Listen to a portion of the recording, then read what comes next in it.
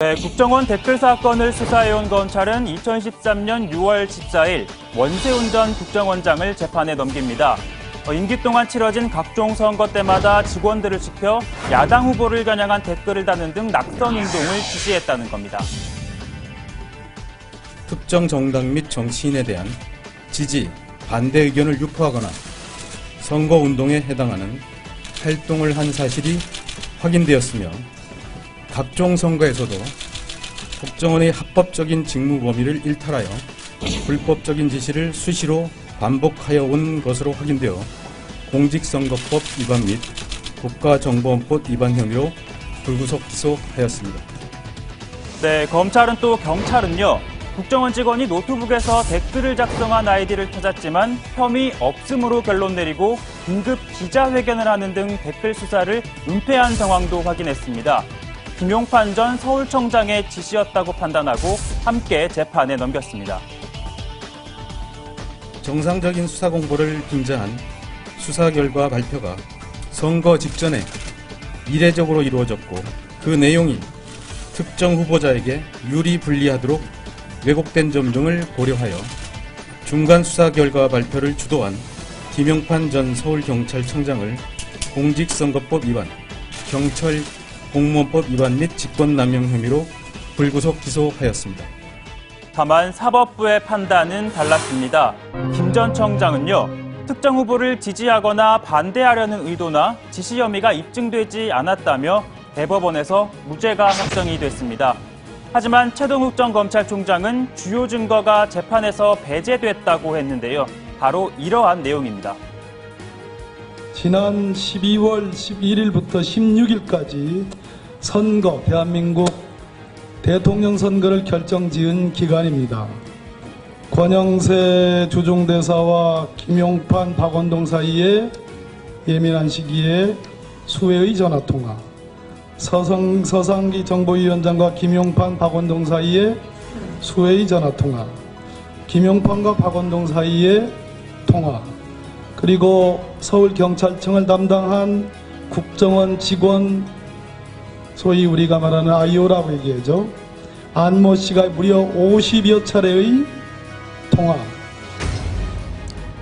네, 한편 원세훈 전 원장은 2심에서 선거법과 국정원법 모두 유죄를 받았지만 대법원에선 일부 증거 능력이 인정되지 않는다며 서울 고법으로 돌려보냈는데요. 다음 주 결심을 앞두고 있는 법원은 나머지 증거나 또 새로운 증거를 토대로 다시 판단을 해야 합니다.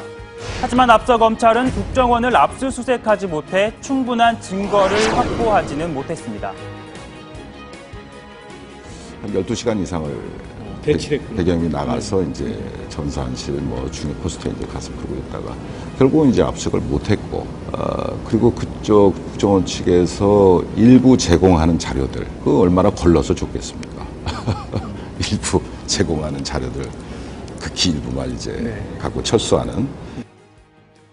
네, 그런데 국정원 적폐청산 TF가 18대 대선을 앞두고 있던 2012년 6월부터 12월까지 원 전 원장이 주재한 회의 내용을 집중 분석하고 있는 것으로 파악이 됐습니다.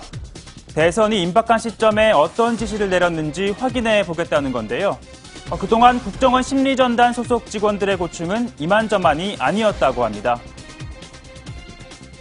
내가 국가 안보를 위해서 일한다는 자부심을 가지고 들어간 직장에서 친구일지도 모를, 어머니 친구일지도 모를 사람들한테 막말을 하는 댓글을 달고 다니는 데 대해서 실제로 심한 자괴감이 든다라는 얘기를 들었고. 하지만 원세훈 전 원장은 일부 직원의 일탈이라는 입장인데요. 그러면서 자신은 재직 기간 동안 직원들에게 오히려 정치 개입을 하지 말라고 강조했다고 주장했습니다. 우리 직원한테 제발 좀 입 좀 다물어라. 국정원 직원이 정치인 소신 밝히면 국정원에서 그러니까 매일 그런 거 단속하느라고 난 4년 동안 보냈는데 나보고 정치하고 저기 선거 개입했다잖아요. 하지만 또 다른 전직 직원의 증언은 달랐습니다. 원 전 원장의 지시에 대해선 어떠한 변명이나 이유도 붙일 수 없었다고 털어놨습니다. 원세훈 전 원장의 말은 법입니다. 누구도 부인할 수 없습니다. 왜 그런 지시를 내렸는지 그런 거에 대해서 의문을 품거나 물어보면 곧바로 뭐 다음날 인사명령이라서 좀 흩어지거나 이런 일이 비일비재했기 때문에 지시 강조사항은 반드시 이행을 해야 됩니다. 네, 적폐청산 TF는 원전 원장의 지시사항에 이어 직원들에 대한 조사도 진행할 가능성이 큰데요. 대선 개입과 관련한 의혹을 조사한다면 이를 수사하던 최동욱 전 총장에 대한 사찰 의혹으로 이어지게 됩니다.